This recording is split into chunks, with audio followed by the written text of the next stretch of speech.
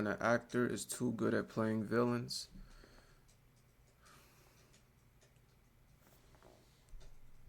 it's on both screens. LaShiefer, the numbers.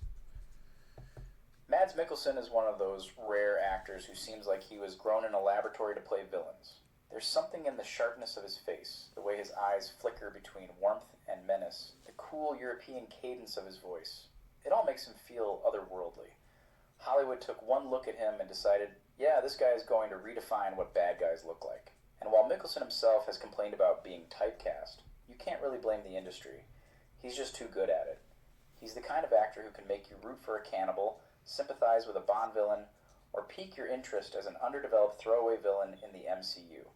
And that's the strange paradox. He's both trapped by this image and elevated by it, building a career where villainy has become his calling card. I've been looking forward to this one. Let's start where most people first got introduced to him, Casino Royale. It was a fantastic choice to have him be the Daniel Craig's James Bond's first foil. He's a banker, a financier of terrorism who happens to be simultaneously really bad and really good at gambling with other people's money. Now, I haven't seen every single Bond movie, but I'd say he's top 5 in terms of sheer menace and screen presence. He wasn't bad at gambling with money. Bond kept popping up like Houdini and throwing off the trajectory of his projections. It's funny you say that. Because in the film, it's like, I like Bond too, obviously, but when Bond, like when he stopped the plane thing, even though people would have got hurt, and in a way, it's like I felt for LaShiefer. Like, damn, you just, now this have residual effects. Someone that got their boot on his neck that expected such to happen, but it didn't because a Bond intervened. It's like I did, I don't know. A lot of the time, I feel like the bad guys have a lot more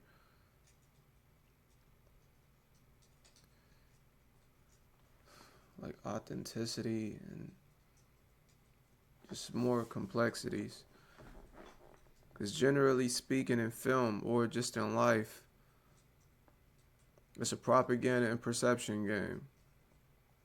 Let's go with the Hitler thing. My way of living is I can't hate him, though I hear hearsay. The only point of reference I have is history that was told by the victors for the time being, hence history. I don't know him personally, so I cannot hate him. But now, looking at the playing field level out, I feel like if he would have won, if he would have accomplished the mission that us people in its totality would have a better life. I feel like it was a method to his madness. I don't want to veer off, so let me put that to the side. It can be John Dillinger, how Johnny Depp played John Dillinger. I wanted John Dillinger to get the money and escape. It's like perception is reality. What lens are you looking through? Again, it's a propaganda and perception game. John Dillinger, so as all the other bad guys, were perceptualized in a light that isn't in favor of them to what people have their preconceived notions of them due to how they're depicted and how they're advertised. And people perceive it to be the way they intended them to see. So losing game. They can't get you. Next is to assassinate your character. Though they were robbing banks. You should. We live in the United States of America for the ones that do. We're paying rent, taxes, tithes to pedophiles. It's a church on every block. It's poverty, it's homelessness. And it's people that's extremely rich. They walk in a store, a restaurant, and order everything, dip their pinky in it, stomach turn, and they leave out and they trash all the food. And it's someone that feel those hunger pains. And they were a victim to the system. It ain't that they were just lazy. Probably came from a broken home. I don't like to use that chemically imbalanced thing, but I use that as like a vehicle or a vessel to determine, to get at someone that isn't in their right mind. Clearly, when you see someone act out and they're biting people and they're stabbing and shooting, and they're clearly not in their right, frame of mind. So it's like, what are they drinking? What are they eating? What is the air quality? What is the environment? Is it the projects? Is it an experiment? We do project our experience, not even knowing the physics of this. Is so it's multisyllabic. I hate when people tend to trivialize such as if it's just the effect. Everything in life is cause and effect. If we start with the origins, the foundation, the beginning, we'll be able to deal with this a little bit better. We just harp on the effect instead of the cause. Why did he go on a killing spree? Whatever that looks like. Again, I was for Johnny Depp when he was robbing a bank. It's John Dillinger. Again, we pay rent to pedophiles. I've been knew this. It ain't the matter that I wasn't right. It just weren't right now. I can't label me knowing what I know to be the truth as a fact.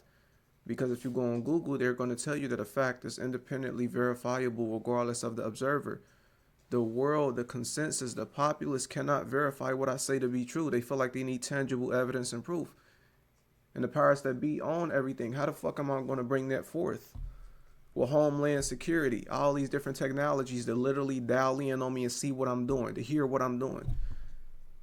You notice everyone that bring about a cure or something innovative that tests or that goes against the establishment, it takes money out their pocket, whether it's cures for diseases. I can't say those diseases because those words are patent, meaning they're owned and curated and created by the powers that be. Everything in life has its equal yet opposite reaction. If there's a disease, that's a cure. It's yin and yang. It's not just yin being diseased without yang. If they made the disease, they also made the cure just in case their family member or someone they love contract that.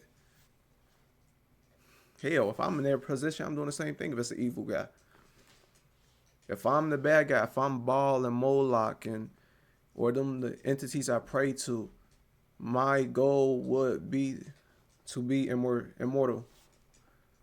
I see what they're doing. I just change my lens of, I guess, neutrality, because there's definitely self-interest, there's indifference, and there's definitely resistance. I don't like constraints. I'm not going to sit and pretend as if I also don't enjoy the convenience of people's ignorance. Being for me to relax and bask in the glory of the fruits of your labor. It took your sweat equity to bring forth whatever this product is that I want, a like, a love, or can't live without.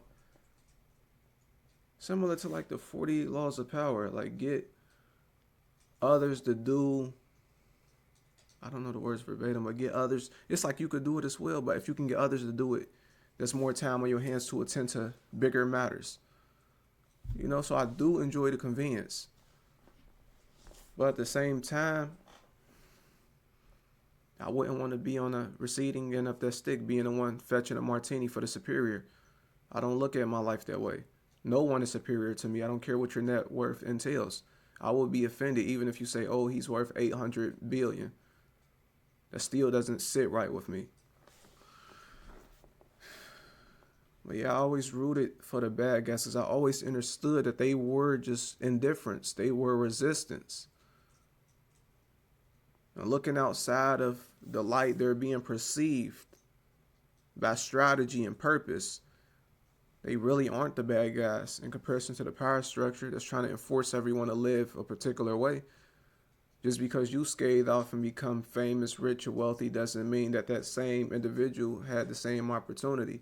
It's multisyllabic, it's deep. Do not attempt to trivialize such. Like the etymology of words, your name. What is your name? You will become your name the syllables, which lead back to numbers to have an energy. It will bring about your destiny, what you're supposed to be. It's not just simple. Again, it's very complex. It's not just these people are chimping out. We seeing reoccurring patterns label them all as such, stay away from this, that, and that. But at the same time, pattern recognition can definitely be the matter of life and death. I'm not going to advise you what to do, but what I would do, I'm definitely going to go off of pattern recognition. But I have a broad spectrum of lenses to see through. It's not warped by a strategy of making a people look a particular way. But I'm going to go off of pattern recognition. And if I so happen to be wrong, which more than likely I'm not in this instance, then I'm going to be the bigger man and apologize about that and move forward. As opposed to just being trusting off rip.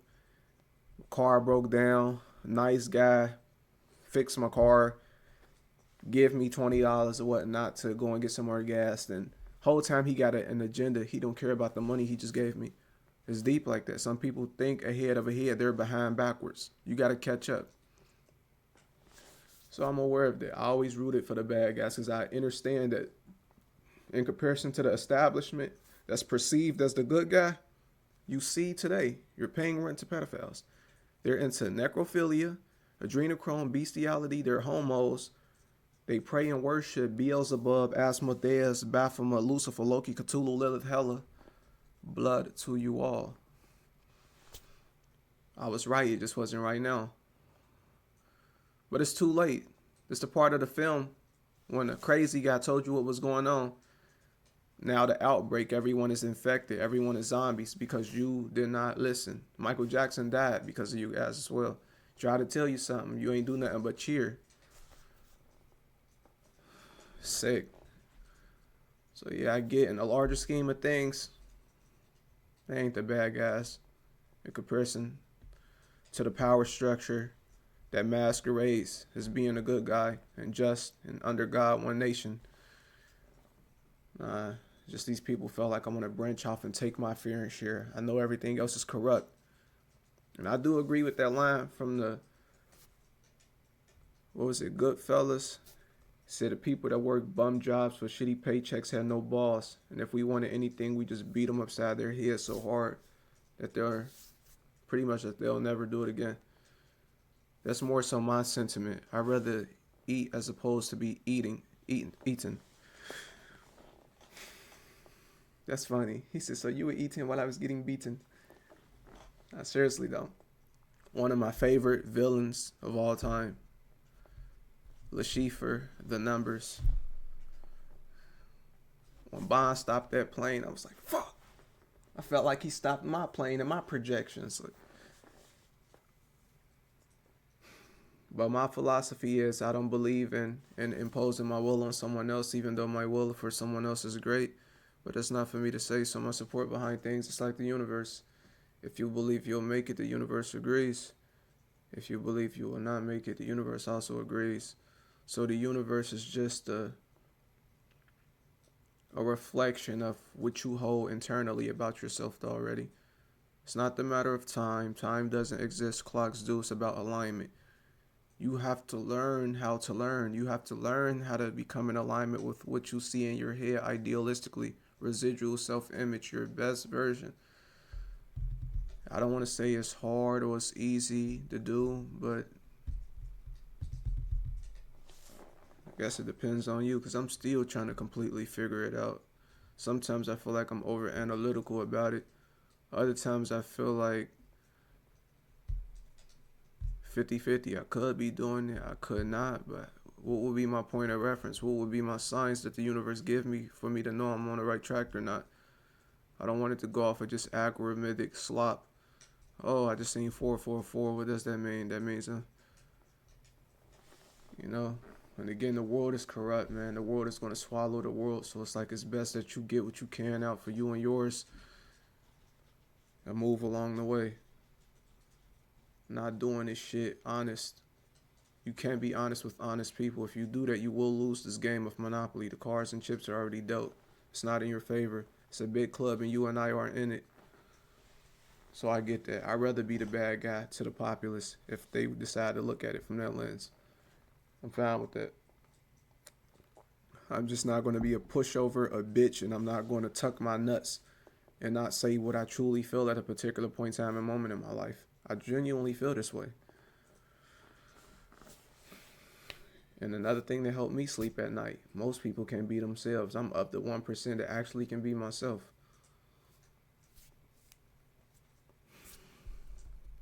The subtle arrogance, the calm way he calculates odds, and of course, the bloody eye that constantly leaks tears of crimson blood. It's a nice touch. That torture scene where he swings the rope into Bond's casino royales, that's a different type of torture from what we usually see in these big budget action films. Unimaginable pain, the helplessness of being naked and alone in a dark room, Unimaginable. psychological warfare at play because he knows he'll get the information out of you eventually, but he takes pleasure in the resistance, a futile attempt to delay the inevitable reality. He's a villain who's not untouchable but cornered, clawing his way out with intellect and violence. And what really cements Casino Royale as the perfect showcase for Mikkelsen's villainy is how much of the film's weight rests on his shoulders. Le Chiffre isn't immortal, invincible, or even particularly powerful. Even though that's what he portrays to the world, we as the audience know he's desperate. A man balancing on a razor's edge, hiding panic behind every measured word. We're That's taking the genius risks. of Mikkelsen's performance. He distracts us as well as the characters into believing that facade of invulnerability. His silences are threatening, his composure unnerving, and when that veneer, his The silences. suit actually inspired me. Watch this. Hold on.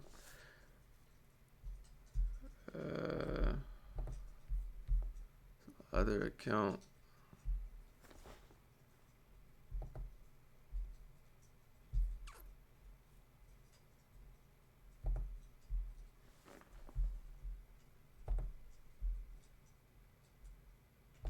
Switch.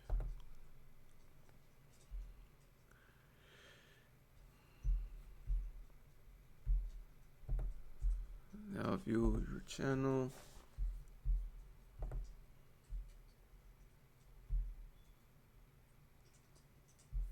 Oh, I can't even really click on it like that. Damn. But you see go to my first account. Like I literally have on a Le Chiffre suit. It inspired me though. Like again, if you are just little remnants of people that come before you or even currently that's still here breathing with us, it's like I break it down like this. Let's say if my body is composed of over 1,000,000 pieces, it's like these different puzzle pieces are on me, and the bigger puzzle pieces is basically the individual have a bigger impact on me. And it's like we learn and are inspired by a lot of different things. So we like concoct it all together, mix it all together, and just, I guess it's a continuation and a reinterpretation where we just redefine whatever's before it and we tailor and make it to our own. Or if it's perfectly fine the way it is, then we equip that piece, you know? So it's like I like to have a little bit of those things, whether you notice it or not, that's attributed to whoever inspires me, to show respect, etc. Are threatening, his composure unnerving, and when that veneer cracks, when the sweat beads on his forehead at the poker table, or when his voice rises in fury during the torture scene, it lands with 10 times the force because of how carefully he's built the tension. Bond may have won in the end, but it's Le Chiffre who defines the tone of the movie. Without Mikkelsen's cool, fractured villain at its center, Casino Royale wouldn't get nearly the same amount of love because the character itself is somewhat shallow. He gave Craig's Bond the perfect foil to sharpen himself against, and in doing so, Mikkelsen stole half the film. From there, he slides into full gothic horror in Hannibal. The role of Hannibal Lecter had already been cemented by Anthony Hopkins, but Mikkelsen took it somewhere entirely different. His Hannibal wasn't a snarling monster in a cage. He was elegance personified. Cultured, charming, even seductive. He cooked elaborate meals, wore immaculate suits, and spoke with the precision of a surgeon. And then, in the same breath, he could disembowel you without breaking a sweat. This performance was terrifying because of how much you wanted to believe him, to sit across from him at the dinner table and be charmed, even as you knew the meat on the plate might not be pork. Mads weaponized his charisma here. It's getting good.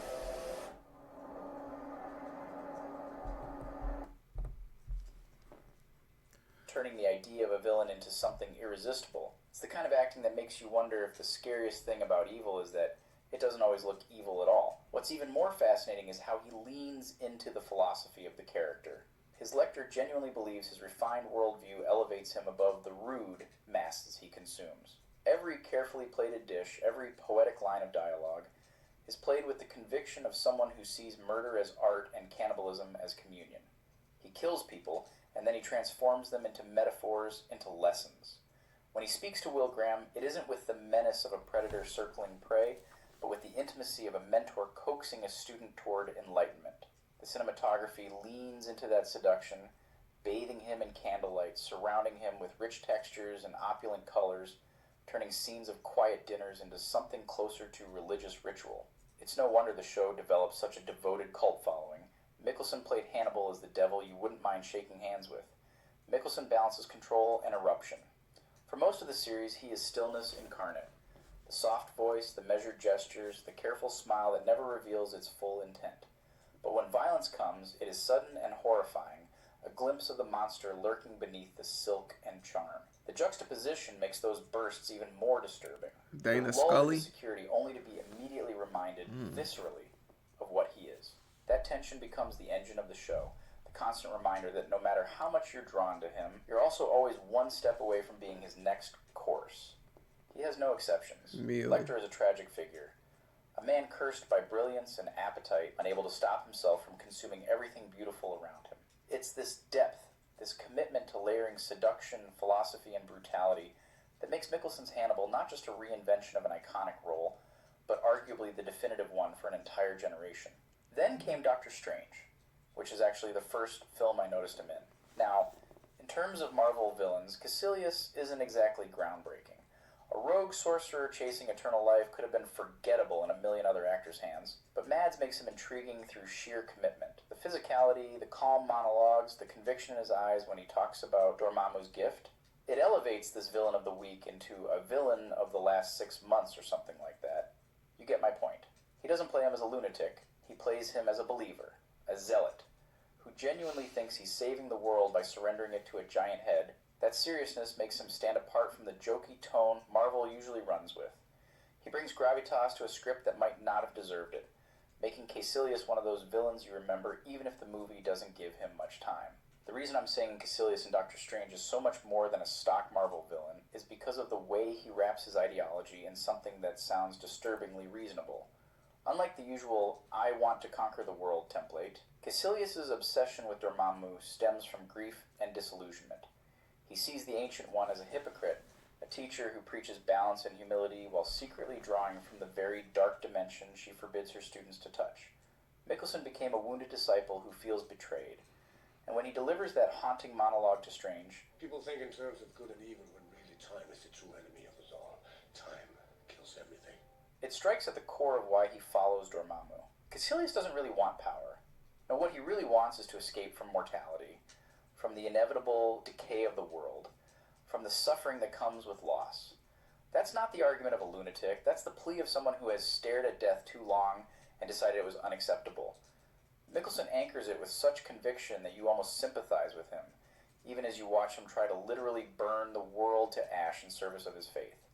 And that's where the brilliance of Mikkelsen's performance lies. He makes Caecilius the embodiment of the moral paradox at the heart of the mystic arts. The Ancient One insists there are limits that must never be crossed. Strange learns that compromise can save the world, and Caecilius argues that surrendering to Dormammu is the only true path to freedom. Each position reflects a different philosophy about life, death, and what it means to wield power. Mikkelsen, with his gaunt expressions and weary authority, threads this existential debate into every scene. His dialogue drips with the conviction of a man who doesn't see himself as evil, but as enlightened, along with his acolytes. Someone who has found the answer and can't fathom why others cling to their chains. Even his body language, the slow, deliberate movements, the way he carries the cracked eyes of a zealot who has glimpsed eternity, all speak to a villain who believes he's not just right but merciful. The way he runs almost robotically to complete his task of getting Strange out of the way, it's almost Terminator-like. Caecilius is feared because he believes he's already transcended morality. And that's the kind of villain only Mads Mikkelsen could bring to life. One who makes you question where the line between devotion and damnation really lies. And of course, Hannibal wasn't the only time he leaned into sheer sadism. Look at Polar, and as the assassin known as the Black Kaiser, Mikkelsen plays a retired hitman pulled back into the blood-soaked world he left behind. It's one of those anti-hero roles where the line between villain and protagonist is blurry. The violence is colder, sharper, less theatrical than something like John Wick, but that's the point. He brings a realism to the idea of an aging killer. You don't doubt for a second that this man has spent decades dismantling people for a paycheck. It's not even his best film, but it's too good to not include. I still call it my favorite movie from that year because of how much of it lives and dies on Mikkelsen's screen presence. The cinematography often frames him in solitude, sitting in the dim light of a cabin, standing in a corridor drenched in neon, or just staring out into silence. And he makes those quiet moments sing louder than any gunfight. His Black Kaiser is a living shadow who carries the weight of every kill in his bones. Even in scenes where the violence explodes into over-the-top spectacle, the camera always returns to his stillness, his weary eyes, his labored breaths, as if to remind us that this is a young man's game. Mikkelsen conveys more with a furrowed brow or a tired exhale than most action stars do with a monologue. And when the twist arrives, that gut-punch revelation tying his past to the present carnage, it reframes everything. You followed him across this brutal journey, and suddenly, the bodies, the blood, the exhaustion, they all feel heavier. Against your better judgment, you don't see a killer. You see someone trapped in a cycle that was always going to consume him. Mikkelsen weaponizes empathy. You should despise this man for the things he's done, but the way he plays the Black Kaiser forces you into his corner. It's not the slick fantasy violence of John Wick, where everything is choreographed ballet. It's harsher, slower, and messier, but far more realistic. Keanu Reeves' Wick is all about precision, a ghost in a tailored suit who moves like a machine, while Mikkelsen gives us something raw. Watch his body language, the way he limps into a fight, the slight hesitation before pulling a trigger, the subtle relief when a moment of quiet arrives. These are storytelling choices that ground him in reality. And when he does deliver dialogue, it's clipped and blunt, every word dragging the gravel of his voice across the room. Where Wick feels like a myth dressed in flesh, the Black Kaiser feels like a man who could live down your street, and that makes him infinitely more terrifying. Despite all the bloodshed, you leave Polar with a strange sympathy for him. The finale doesn't absolve him of his sins, but Mikkelsen plays it in such a way that you can't help but feel the sting of tragedy. This is what separates him from the John Wick archetype. You're not admiring choreography or marveling at how many nameless thugs he drops in a minute. You're watching an actor pour layers into silence, into pain, into the way his eyes flicker when he remembers what he's lost. That's not to say the action is bad. The scenes themselves are great, but I can't really show the full extent of them because this movie is R-rated. The Black Kaiser is a unique archetype of the grizzled veteran, a character whose every wrinkle feels like a story you'll never hear in full. And that's why Mikkelsen comes out stronger than Wick, at least in my opinion. Yvonne is my little Pookie Bear. We're in Arknex Enfield and we're checking Yvonne out. Respectfully, of course. I know. And then there's Arctic. Now, this isn't a villain role, but it shows exactly how ingrained that darker energy has become in Mikkelsen's craft. He plays a pilot stranded in the frozen wasteland, fighting to survive. It's a survival drama where Mads is thrown into the brutality of nature itself. He barely speaks throughout the movie, and yet his face tells 1,000 stories. Exhaustion, quiet rage, stubborn determination.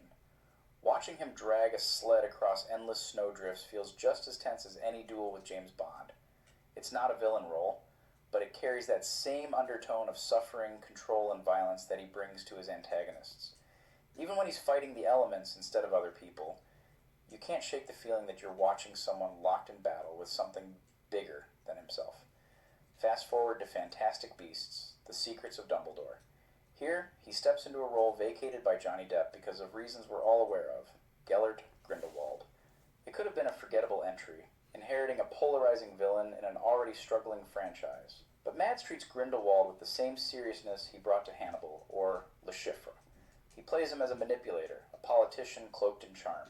His speeches drip with conviction, his eyes spark with malice, and suddenly this cartoonish wizard becomes a terrifyingly plausible real-world threat. He's like a fascist dictator you could imagine existing in the real world. It's the best compliment you can give a fantasy antagonist. He makes him real enough to scare you outside the theater. Now, outside the obvious villain roles, Mads has this uncanny ability to bring antagonistic edges, even when he's not the main bad guy. Look at The Hunt. He's not a villain here. He's a teacher falsely accused of abusing a child. But watch how he plays the aftermath. The way his neighbor's suspicion curdles into hatred, the way his body stiffens under the weight of accusations, it turns him into a different kind of antagonist. Not the bad guy, but the target of society's villainization. The performance is brutal precisely because Mikkelsen lets you see both his innocence and the ugliness projected onto him. It's a different angle on his usual persona, but still deeply tied to conflict and survival. Or take Rogue One, a Star Wars story. As Galen Erso, he's technically one of the good guys, but even here there's moral compromise. He's the scientist who designed the Death Star, racked with guilt and forced into complicity by the Empire. He's torn between his duty to his daughter and the blood on his hands. The darkness is still there, all right, lingering in every line he delivers. That's the magic of Mads. He can take a role that's purely sympathetic and twist it and make it more complex and uncomfortable. And finally, you have Valhalla Rising, where he plays One Eye, a mute warrior slave who carves his way through a bleak, mythic landscape. The silence, the brutality, the sheer intensity of his stare, he barely has to speak to dominate every frame. Watching him there, it's easy to see why Hollywood keeps casting him as villains. He doesn't need dialogue or elaborate costumes. He can just stand there, and you feel the danger in your bones. So, when you step back and look at his career, it's almost funny how consistent the pattern is. 6 of his biggest roles are straight-up villains. 3 more blur the lines, but still rely on his darker instincts. It's no wonder he's typecast. Mads Mikkelsen is simply too good at being bad. He brings depth, humanity, and terrifying conviction to characters that would be forgettable in lesser hands. And while it might frustrate him as an actor to be boxed in, it's also the reason audiences can't stop watching. Mads makes villainy magnetic. He makes it beautiful, dangerous, and impossible to look away from. How can you keep your music original and 20? Thought you had me that time with that ad, didn't you?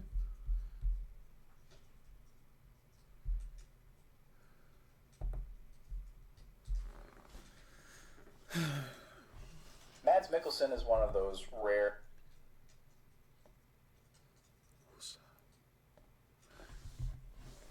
Alright, that's it for this video. Let me know what you think. Who's your favorite?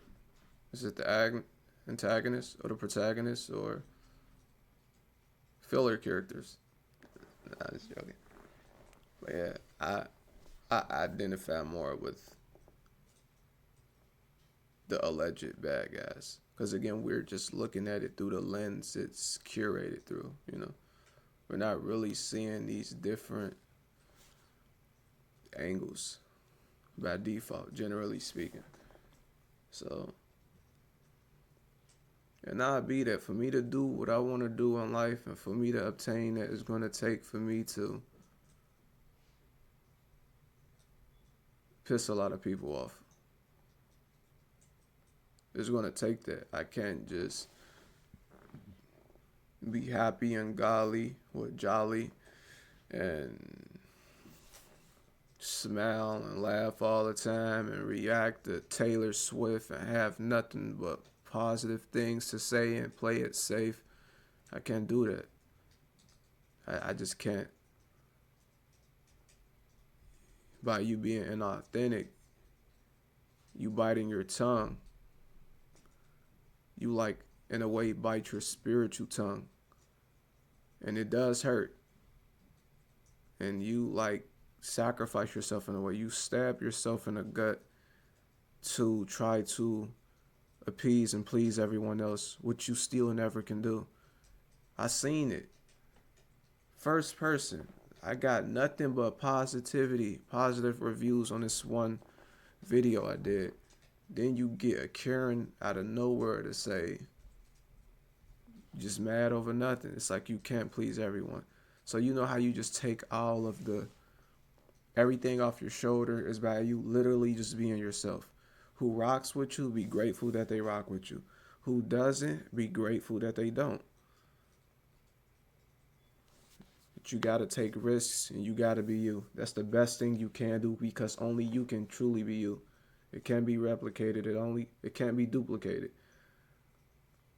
Only you was born that day at that time with this name, that middle name, and that last name with these syllables together, which revert back to numbers that holds particular energies and cohesion with one another and bring about the product, which will be you. Only you are what you are. No one else can really replicate or duplicate that, just like how you only have this fingerprint and no one else have. So that would be my advice outside of all of the cliches, is just be yourself, because that can't be replicated. AI can't do it. It can't give that excitement, that spark, that soul. It has that experience, that know-how. And I had another point I wanted to get at, but I lost it. Well, that's it for this video. Don't forget to like the video if you indeed like the video. Comment, share, subscribe, turn on post notifications. DM me the link via X, formerly known as Twitter. Let me know what you want me to react to next or what you want me to talk about. Follow me on Twitch, Kick, and Rumble. I will be streaming when I feel it's there, you know, when it's worthy of me actually going live for the following, then I will be there. But fun fact as well, I grew up on James Bond GoldenEye. I still have James Bond GoldenEye and the Nintendo 64 right there. So GoldenEye was the one I watched a lot. So it's like it's still my favorite because it's nostalgic to me, but the Bond film I found myself watching more than anything is James Bond Casino Royale. And again, Pierce Brosnan is still my favorite. I feel like he actually looks like the name, like that's actually him. But what Daniel Craig did, it's like an honorable mention. That's on the same level as what's near and dear and nostalgic to me. And that's big to say. It's like he actually genuine can rival, even potentially exceed that, depending on your review on it. But that's big for me to say that. I say that to say that they're equal to me. And I grew up on Pierce Brosnan. That's big. He did a fucking, this is no glaze or none of that. He did a phenomenal job. I know they said a 10 isn't obtainable, but to me it was a 10. Like in my belief in what he projected on screen, it was a 10 out of 10. Honest, trying my best to look outside of my biases and genuinely. So I found myself watching James Bond Casino Royale most of the time, and it just takes the cake for me. So shout out to Mads as well as Daniel Craig and the rest of the team that helped bring about the product. Because even down to the cameraman or the one that's holding the lighting, everyone is important to bring about the complete full product. Everyone is important. Everyone matters in that aspect. So, yeah, I'll see you guys in the next video. I'm out.